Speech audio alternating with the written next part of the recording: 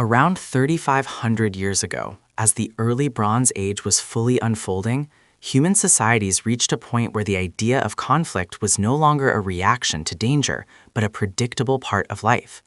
Communities had grown so large, their structures so complex, and their ambitions so wide that managing peace became just as difficult as preparing for war. Leaders now understood that the choices they made, whether in trade, diplomacy, or expansion, could decide the future of entire generations. This awareness shaped a new kind of thinking, one that treated conflict not as a sudden event, but as a long-term reality that needed to be managed, planned for, and sometimes even expected. One of the clearest signs of this shift was the way communities prepared for the unknown.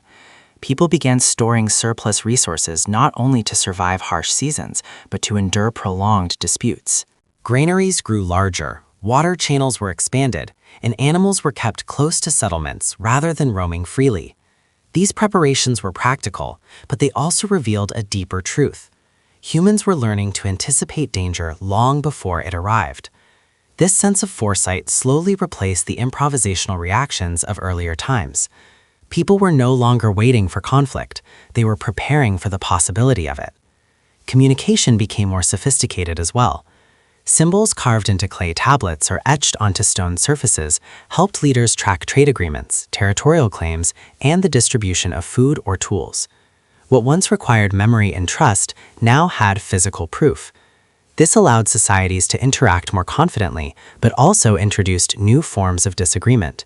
If two groups interpreted a record differently, the dispute that followed could escalate more quickly than before. Miscommunication had evolved from spoken misunderstandings into legal disagreements, and these disagreements, when mixed with pride and identity, could escalate into tension. As technology improved, so did coordination. People learned how to move in groups, how to divide roles, and how to use the landscape to their advantage. Scouts observed distant territories. Messengers traveled across regions to deliver information, and leaders studied the patterns of neighboring settlements. Every step was a move away from spontaneous conflict and closer to organized strategy. In this way, early humans built the foundation of something that would later define the ancient world, the ability to plan not only for survival, but for confrontation. Territorial competition also intensified. The most fertile river valleys, the most accessible trade routes, and the most defensible hillsides became prized positions. A group that secured these key locations gained a long-term advantage. But a group that lost them faced decline. The struggle for these valuable landscapes pushed communities into patterns that they had never experienced before. They began expanding outward, sometimes peacefully, sometimes through pressure, and other times through force. This steady expansion, repeated across generations, changed the shape of entire regions. Religion and cultural traditions played a growing role in this era. As societies developed stronger collective identities, they tied their beliefs closely to the land they lived on. A river could be sacred, a mountain could be symbolic, or a field could represent prosperity and blessing. When these cultural attachments deepened, the idea of losing territory became more than a practical problem. It became an emotional and spiritual crisis. To defend land was to defend heritage, ancestors, and the meaning of life itself. This emotional weight magnified the intensity of conflicts, even when the disputes started small. The earliest forms of diplomacy also emerged during this time. Leaders met to negotiate boundaries, trade terms, marriages between communities, and seasonal agreements. These discussions often prevented conflict, but they also revealed the delicate balance that societies were trying to maintain. A single broken agreement could ripple outward, affecting multiple communities at once. Diplomacy was fragile because trust was fragile. Yet its existence showed that humans were now capable of imagining alternatives to conflict. Even in a world full of tension, people sought ways to coexist, ways that are still used today. At this stage, warfare was no longer an accidental outcome of survival. It was a complex combination of strategy, identity, pressure, and ambition. Many societies still preferred peace, but they understood that peace required strength. A strong community could negotiate from a position of confidence. A weak community risked being ignored or overtaken.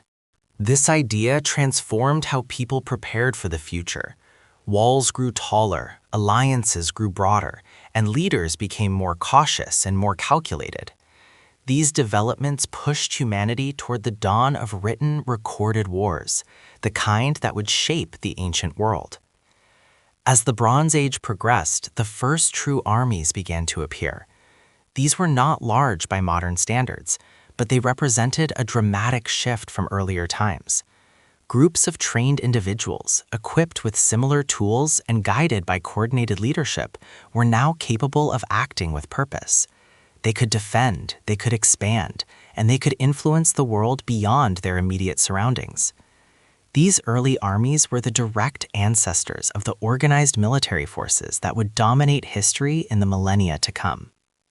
By the end of this long prehistoric journey, conflict had evolved into something recognizable, structured, and deeply rooted in human society. What started as simple disputes between small groups had transformed, step by step, into the organized patterns that would soon define civilizations. Humans had learned how to plan, how to defend, how to negotiate, and how to assert control when necessary. They had discovered that conflict was not only about survival, but about identity, opportunity, and influence. The origins of war were not created in a single moment. They were shaped over thousands of years by the choices, fears, ambitions, and innovations of early humans. And as humanity stood at the edge of recorded history, everything was in place for the next chapter. A chapter where battles would be written down, leaders would be remembered by name, and the world would witness its first true war stories. The age of unrecorded conflict was ending. The age of documented warfare was about to begin.